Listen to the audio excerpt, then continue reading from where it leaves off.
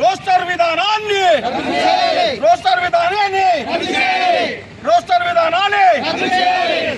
ఉద్యోగం ఉపాధిలో సమాన అవకాశాలు కల్పించాలి.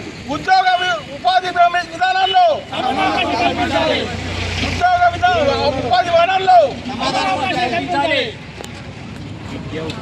విద్యా ఉద్యోగం అన్న విద్యా ఉపాధి రంగంలో ఏదైతే రిజర్వేషన్ అని చెప్పేసి మాలలకు ఇచ్చినటువంటి 5% రిజర్వేషన్ ఇచ్చి అందులో రోస్టర్ విధానాన్ని కల్పించి 22,000 పాయింట్లతోటి మాలలకు పైన కుట్రపరుతున్న విధానాన్ని ఖండిస్తూ ఈరోజు నిరసన తెలియజేయడం జరిగింది.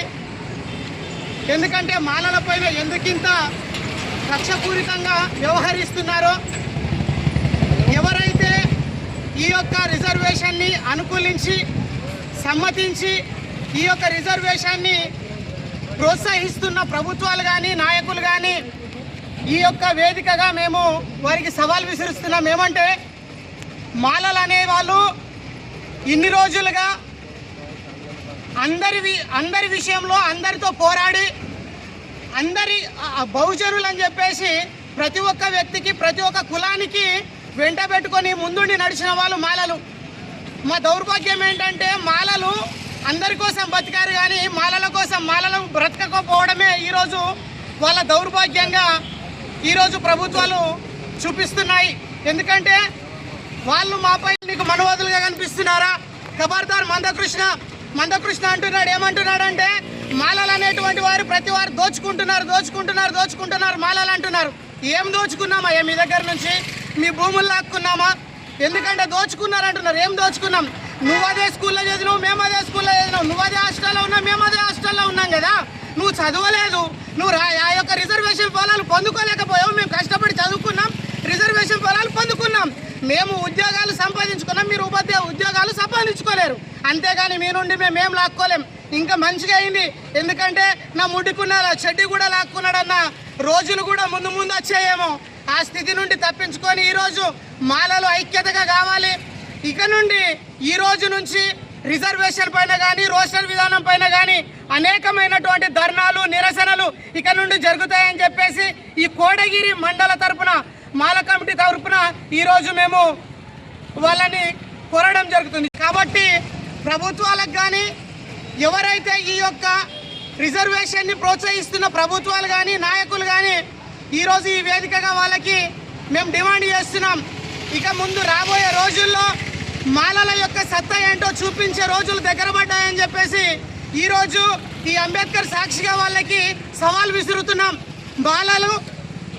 మాలలు అనేవారు చేతగాని వారు గారు.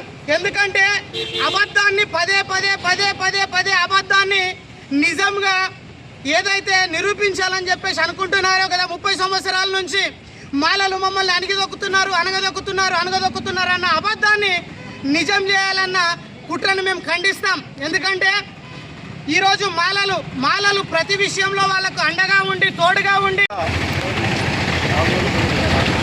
సుప్రీంకోర్టు తీర్పు అనుసరించి అది ఏంటంటే రాష్ట్రాలు ఒకవేళ మీరు వర్గీకరణ చేయాలంటే చేసుకోండి అని ఒక చిన్న పదంతో ఏ రాష్ట్రంలో బీజేపీ రాష్ట్రంలో లేని వర్గీకరణ చట్టాన్ని మన కాంగ్రెస్ ప్రభుత్వం తీసుకువచ్చింది.